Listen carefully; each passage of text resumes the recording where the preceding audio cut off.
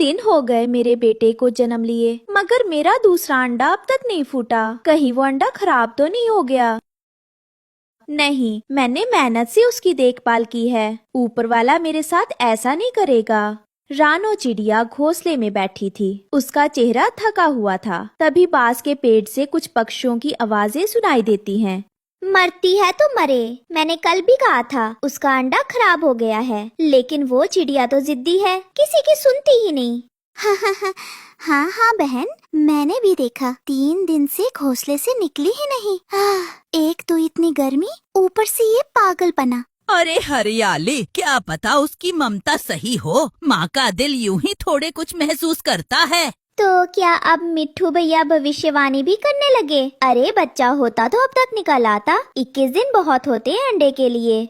मैंने अपनी आँखों से देखा है, मेरा बेटा 18वें दिन ही निकल आया था, और रानो का बच्चा अभी तक फंसा है अंडे में, साफ खराब हो चुका है।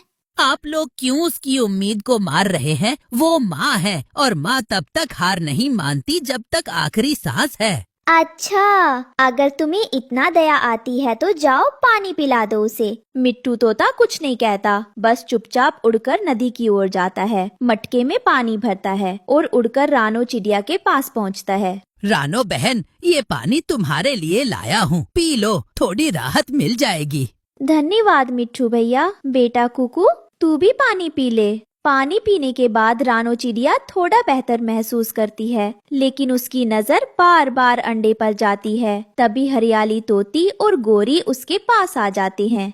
रानो, उस अंडे को फेंक दो, अब सिर्फ अपने बेटे पर ध्यान दो। नहीं, मुझे यकीन है, मैंने रात को उसमें हलचल और चू चू की आवाज सुनी थी। तुम्हारा बेटा कुकू अभी छोटा है, इस गर्मी में बीमार हो गया तो क्या करोगी? एक मुर्दा अंडे के लिए सब कुछ क्यों खतरे में डाल रही हो? हरियाली बहन, गोरी बहन, मुझे पूरा विश्वास है, कल रात मैंने अंडे में कुछ हरकत महसूस की थी और बहुत धीमी सी चूं चूं की आवाज भी।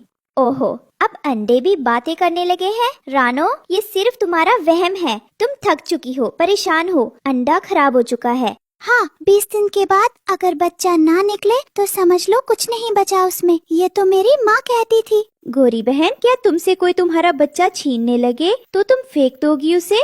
गोरी और हरियाली तोती चुपचाप मुंह बनाकर उड़ जाती हैं, लेकिन रानो चिड़िया अपनी आंखें बंद करके अंडे को धीरे से सहलाती है। मेरे बच्चे, अगर तुम अंदर हो तो मम्मा को एक बार आवाज दो, बस एक बार। गर्मी और थकावट के बावजूद रानो चिड़िया ने फैसला कर लिया था कि वो अब किसी अनुभवी से सलाह लेगी। अपने बेटे कुकू को गोरी कौवी के घर छोड़कर वो अंडा लेकर निकली बूढ़ी चिड़िया माँ के घर की ओर।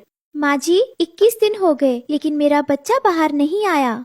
बेटी, इस अंडे में ना कोई हरकत है, ना गर्मी, और ना ही ये भारी है। मुझे डर है अंडे में बच्चा शायद मर गया है, या फिर अंडा बनते वक्त ही खराब हो गया। नहीं माँ जी, ऐसा मत कहिए, मैंने उस अंडे को कभी अकेला नहीं छोड़ा। रात को बारिश हुई थी तो मैंने अपने पंख फैलाकर उसे भीगने से बचाया।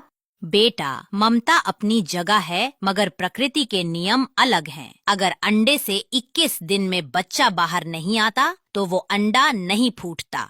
माँ जी, कुछ उपाय दो, कुछ करिए। रानो, आखिरी उपाय है उल्लू दादा, वो विदेश से आया है, शायद वो कुछ मदद कर सके। रानो की आंखों में फिर से उम्मीद की चमक आ गई और वो दोनों अंडा लेकर उल्लू दादा के पास पहुँचे। दादाजी, 25 दिन हो गए मगर बच्चा नहीं निकला। मुझे देखने दो।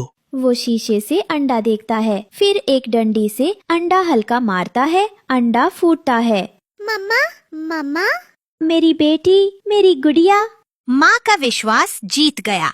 ये खबर सुनकर रानो की पड़ोसन गोरी कौवी चलने लगती है और कहती है, ये रानो ना खुद को कुछ समझती क्या है, बस एक अंडे के लिए पूरा जंगल सिर पे उठा रखा है, और देखो तो सब इसे ममतामयी माँ कहने लगे हैं। तभी तोती गोरी के घर आती है। गोरी, क्या हुआ, क्यों इतना गुस्सा हो रही हो? क्या बताऊं तोती बहन, वो रानो के खराब अंडे में से एक बच्ची निकल आई है। रानो की ममता और उसकी खुशी देखकर गोरी कौवी का मन अब जलन से भर चुका था, और जंगल में चालाकी की बात हो तो कालू कौवा का नाम सबसे पहले आता है। एक दिन गोरी कालू कौवा के पास जाती है। कालू, ओ कालू भैया, बाहर आओ, तुम्हारी बहन आई है। अबे रात को क्या चांदी दिखाने आई है? क्या बात है गोरी तू इस वक्त? चांदनी नहीं, मजेदार खबर लाई हूँ। वो रानो के दूसरे अंडे में से भी एक चिड़िया बाहर आई है। कल जब चिड़िया बाहर जाएगी तो तुम गुड़िया को पहाड़ों पर ले जाना। मैं चील को बुला लाऊंगा और उसे बेच देंगे।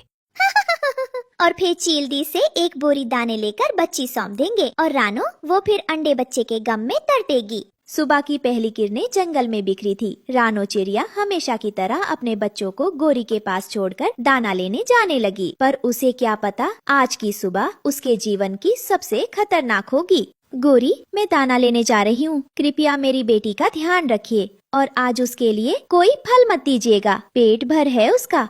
हाँ रानो, निश्चिंत होकर जा, मैं हूँ ना उसकी मासी जैसी, मैं खेला भी करूँगी उसके साथ। पर रानो उड़ जाती है और गोरी को भी बच्चों से बोलती है, चल गुड़िया, आज तुझे एक नया खेल दिखाती हूँ, पहाड़ों की चोटी से उड़ने का खेल। पर मम्मा ने कहा था पहाड़ों की तरफ मत जाना।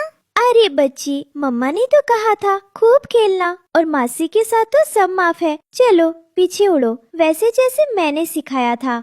गोरी गुड़िया और कुकू को बहलाते हुए पहाड़ की ओर ले जाती है। तभी पीछे से तोता उड़ता हुआ आता है और एक पल को रुक जाता है। गोरी को देखकर उसकी आंखें चौड़ी हो जाती है। अरे ये गोरी कौवी रानो के बच्चों को पहाड़ों के पीछे क्यों ले जा रही है? कुछ तो गड़बड़ है। तोता तेजी से रानो को बुलाने उड़ जाता है। दूसरी तरफ गोरी उन्हें पहाड़ी पर ले जाती है जहाँ चील दीदी आने वाली थी। देख गुड़िया कुकू, यहाँ से छलांग लगाकर तुम दोनों उड़ सकते हो, बिल्कुल मेरी तरह। आप पहले लगाओ ना, फिर मैं भी लगाऊंगी। गोरी कुवी हंसती है और उसी पल झाड़ियों से रानो चिड़िया और कबूतर निकलते हैं। मेरी बच्ची को चील के पास बेचने चली थी, ममता की ताकत को कभी मत आजमाना गोरी।